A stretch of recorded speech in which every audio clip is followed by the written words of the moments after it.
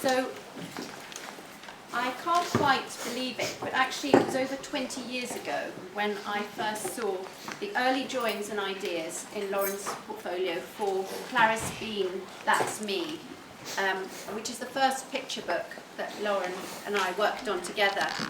And I remember still that feeling of excitement. It was genuinely a kind of hairs at the back of my neck feeling looking at that portfolio. There was something about the illustrations and the words intertwined and designed to work together, full of humour and brilliantly observed. And in that first book, Clarice Bean's longing for peace and quiet away from her pesky brother, that was a theme I knew and recognised. And here in this clever person called Lauren Child was someone who also knew that feeling and could tell it like it really feels.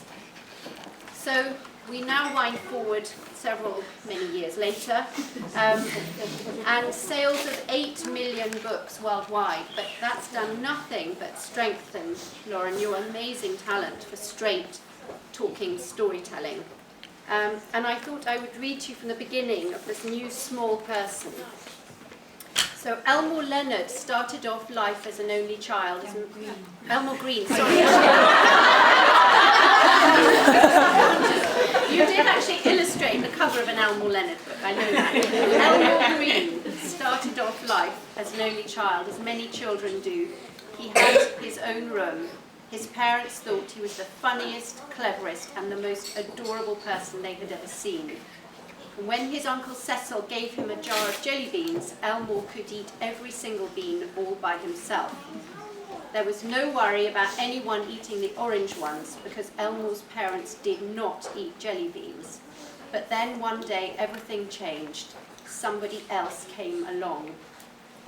So, as you can imagine, with extraordinarily acrobatic, vibrant illustrations and words, Lauren tells the story of how Elmore Green somehow realises that two people laughing at the TV is a lot more fun than one, and of how that new small person of the title, even though he's a pesky brother, is allowed to have a name and become Albert, and even share Elmore's jelly beans, just as long as he doesn't eat the orange one.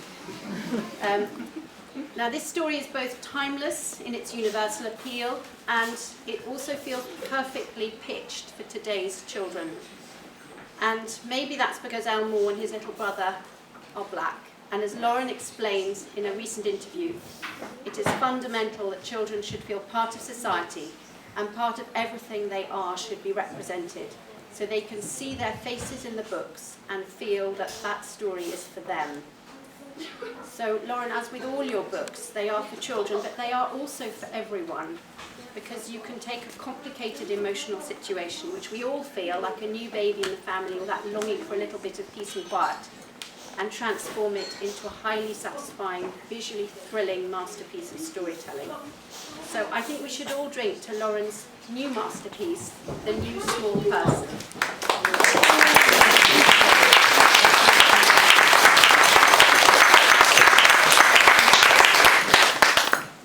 That's, oh my goodness me. Thank you so much. That's such a very generous introduction. It's funny because I was thinking about this, and I was thinking about how my first ever picture book, or indeed any book launch, was 14 years ago, and it was in a Dawn bookshop, and my publisher was Francesca Dow, and the book was about siblings. And now here we are with Dawn Books. My publisher is Francesca Dow, and it's a book about siblings.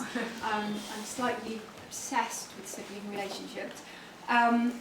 And in honour of that, I thought I'd wear exactly the same outfit that I wore 14 years ago. But don't look too closely because the bottom has grown. But anyway, if you look at me front on, it's okay. But, anyway, as Francesca was saying, it's a book about a boy who has everything. He has it all.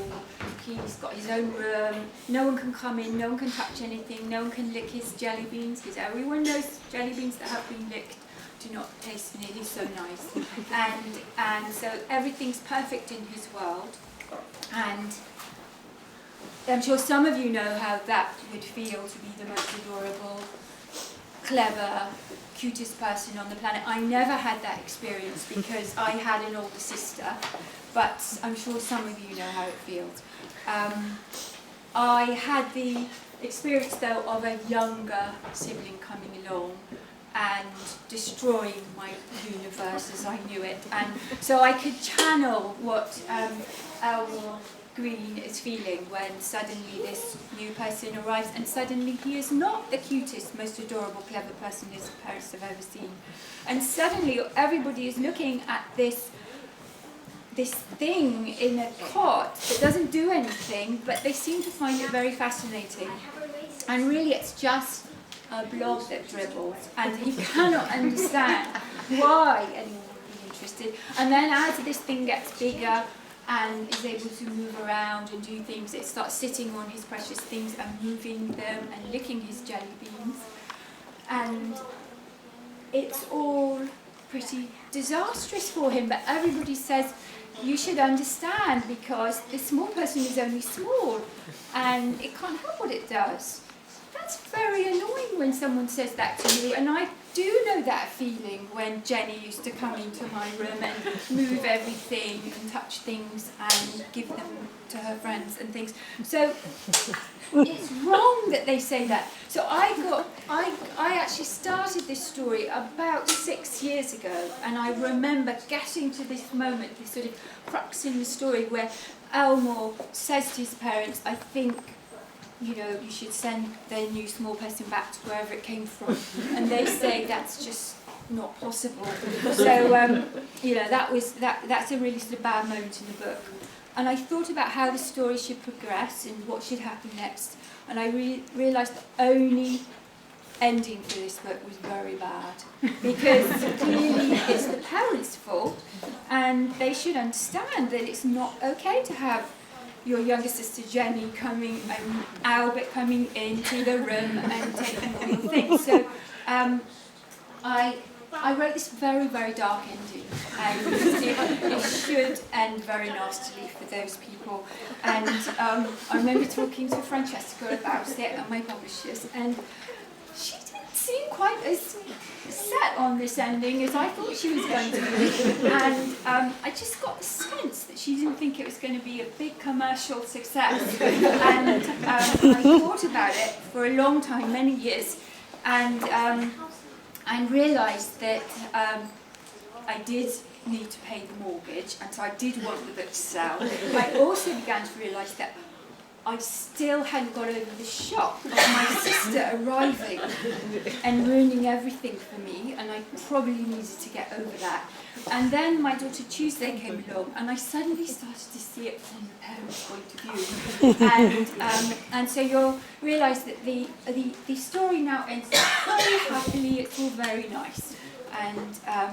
And then if you want to know how it ended for me and my sister Jenny, we did get over it. I left home and we started to get on very, very well. And we're still friends, and she has forgiven me for many years ago. I chucked her anniversary edition, what are they called? Happy Families playing cards onto an open fire. And she's forgiven me for that, and I've almost forgiven her for humiliating me in front of my whole entire family by saying that I was in love with a boy and he'd given me a Holly Hobby money box. It ruined the moment for me, but it's all in the past now. So I do hope you enjoyed the book. I'm incredibly touched that you've come tonight. It's particularly it's a particular honour really to have a book launch these days, particularly for a picture book, because picture books have been going through a bit of a crisis, and books generally, and so it's a real treat to have a book launch here in Daunt Books, which has always been such an incredibly supportive bookshop for me, and many other retailers as well, and no one would be anywhere without them. And I should also say a very big thank you to Francesca, who's supported me for so many years. And yeah,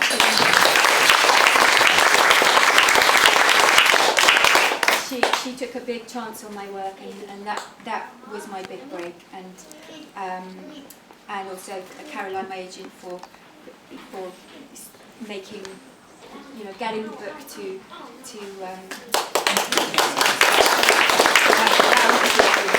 But Goldie Broad, I'd like to thank her, who's been my designer, one of my designers for many years, and she's wonderful, and it's actually her leaving due tonight, but I have ruined that for her. But she will have it tomorrow, I think. Did you? She's very hungover. So that's done. And then Alice Blacker, who's my editor there.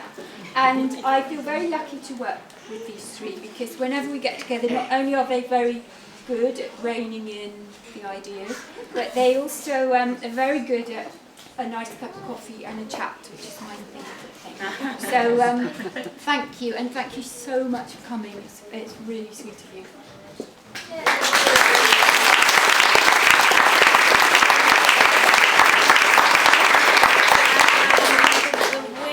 The correct answer was 1219, and the closest was 1227 by Catherine O'Donnell.